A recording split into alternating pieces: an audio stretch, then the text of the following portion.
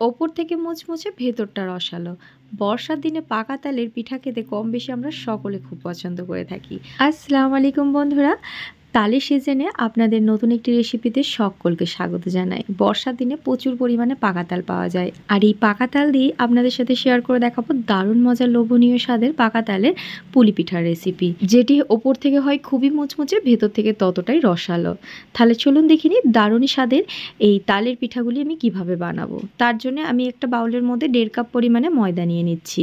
এবারে আমি এর মধ্যে অ্যাড করে নিচ্ছি সুজি। প্রায় আমি 3 টেবিল স্পুন এখানে সুজি অ্যাড করে নিয়েছি। আপনারা সুজির পরিবর্তে চালের গুঁড়োটাও ব্যবহার করতে পারেন। আর এখানে সুজিটাকে আমি গ্রাইন্ডারের জারে একটু গুঁড়িয়ে নিয়েছিলাম। তার সাথে সামান্য একটু লবণ ও 1 টেবিল স্পুন একটু চিনি গুঁড়ো অ্যাড করে নিয়েছি। এবারে সব কিছুকে খুব ভালো মতো মিশিয়ে নিয়েছি। এবার এখানে তালের যে পাল্পটা আছে সেটা আমি 1 কাপ পরিমাণে ভরে অ্যাড করে নেব। এখানে কোনো রকম পানি আর দেওয়া যাবে না।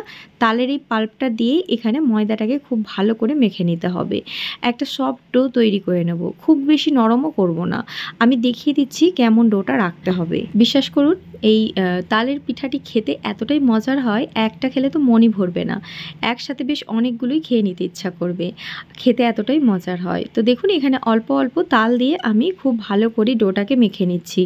একেবারে পুরোপুরি তালের পাল্পটা দেওয়ার দরকার নেই, অল্প অল্প দিয়ে এইভাবে মেখে নিলে পরে ডোটা পারফেক্ট তৈরি করা যায়। তো দেখুন, খুব ভালো করে তালের পাল্পটা দিয়ে এখানে আমি ডোটা তৈরি করে নিয়েছি। পিঠে বানানো অথবা পুরি বানানোর জন্য যেমন ডোটা আমরা বানিয়ে নিই, ঠিক সেরকম করে এখানে বানিয়ে নিয়েছি। এবারে এটাকে আমি কিছুক্ষণের জন্য রেস্টে রেখে দেব।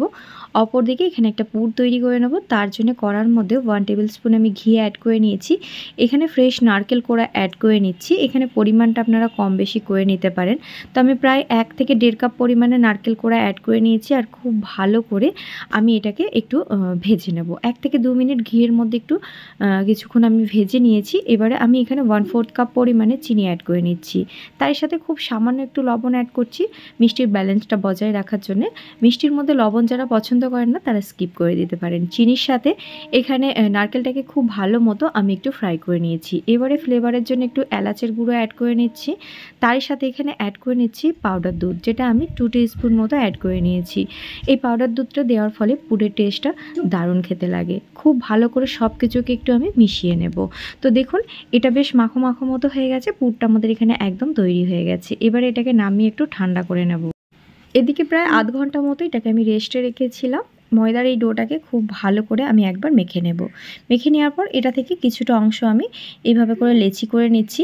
আর এখানে বেশ বড় করে একটা রুটি বেলে নেব। এইভাবে করে কাজটা করে নিলে আমার মনে হয় বেশ তাড়াতাড়ি অনেকগুলো এখানে ছোট ছোট করে লেচি বার করে নেওয়া যায়। আপনারা চাইলে ছোট ছোট করে লেচি কেটেও কিন্তু একটা একটা করে বেলে নিতে পারেন। তো আমি একবারে বেশ বড় বড় করে ডো নিয়ে খুব ভালো করে বড় করে একটা রুটির মতো করে বেলে নিচ্ছি। এখানে দেখুন, খুব বেশি পাতলা করেও বেলবো না, আবার খুব বেশি মোটাও করব না। আমি কেমন রেখেছি এটা দেখে আশা করছি বুঝতেই পারছেন। তো এবারে আমি একটা গ্লাসে মুখ দিয়ে এইভাবে গোল গোল করে আমি কেটে নিচ্ছি। এইভাবে করে লেচিগুলো বার করে নিলে সমস্ত কটা একদম সম পরিমাণ হয়। তো দেখুন, বাকি যে ডোটা বেরোলো এটাকেও আবার এইভাবেই বেলে নেব। এখানে পিঠাগুলো যেহেতু একটু ছোট ছোট সাইজের বানাবো, তার জন্য লেচিগুলো একটু ছোট ছোট করেই আমি কেটে নিয়েছি। আপনারা চাইলে লেচির যে পরিমাণটা আছে এটাকে আপনারা একটু বড় করেও বেলে নিতে পারেন। তো দেখুন, মাঝখানে আমি পুর রেখে দিচ্ছি। পুরটা রেখে ঠিক মুখটা যেমন পিঠে মোড়াতে হয় ঠিক সেরকমভাবে মুড়িয়ে নেব এবং একটা সুন্দর ডিজাইনও দিয়ে নেব। এতে করে কি হবে, ভাজার সময় খুলে যাওয়ার কোনো ভয় থাকবে না। তো খুব ভালো করে দেখুন, পিঠা যেমন মোড়াতে হয় ঠিক সেইভাবে পিঠাটাকে আমি মুড়িয়ে নিচ্ছি। তো দেখুন কতটা সুন্দর একটা পুলি পিঠার ডিজাইন তৈরি হয়ে গেল।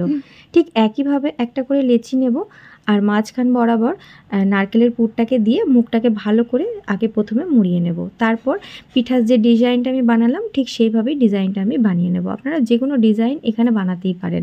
এটা এইভাবে মুড়িয়ে নিচ্ছি, এটাই কারণ যাতে করে তেলের মধ্যে ভাজার সময় কোনো রকম খুলে না যায়। তো এখানে সমস্ত কটা পিঠা আমি তৈরি করে নিয়েছি একে একে। আর দেখুন, বেশ অনেকগুলো এখানে পিঠা তৈরি হয়ে গেছে। পিঠাগুলো দেখতেই কতটা লোভনীয় হয়েছে, ভেবে দেখুন খেতে কতটাই না মজার হবে। এবারে দেখুন, এখানে একটা কড়ার মধ্যে আমি তেল গরম করে নিয়েছি। তেলটা খুব বেশি গরম করিনি, যখন হালকা গরম হয়েছে এখানে একে একে আমি পিঠাগুলি অ্যাড করে নিচ্ছি। তেলের মধ্যে যত কটা পিঠা ধরবে আমি অ্যাড করে নিয়েছি। তো এখানে আপনারা অল্প অল্প করেও পিঠাগুলো দিয়ে ভেজে নিতে পারেন। এখানে কিছুক্ষণের মধ্যেই দেখুন পিঠাগুলি তেলের ওপরের দিকে ভেসে উঠেছে আর কতটা সুন্দর ফুলকো ফুলকো হয়ে আসছে।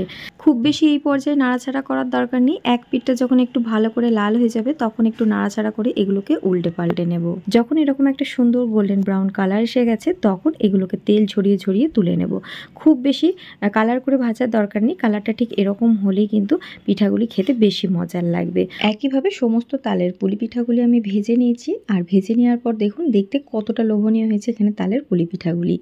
ওপর থেকে যতটাই ক্রিস্পি ক্রাঞ্চি ভেতর থেকে ততটাই রসালো। তালের এই দারুণ মজার পুলি পিঠার রেসিপি ভালো লেগে থাকলে অবশ্যই ভিডিওতে একটা লাইক করতে একদম ভুলবেন না। আর একবার হলেও তালের এই সিজনে দারুণ মজার এই পুলি পিঠাগুলি ট্রাই করবেন। কথা দিচ্ছি বাড়ির ছোট থেকে বড় সকলে খুব পছন্দ করবে। আর একটা খেলে তো মনই ভরবে না, একটা খেলে বারবার অনেক কটাই খেতে ইচ্ছা করবে।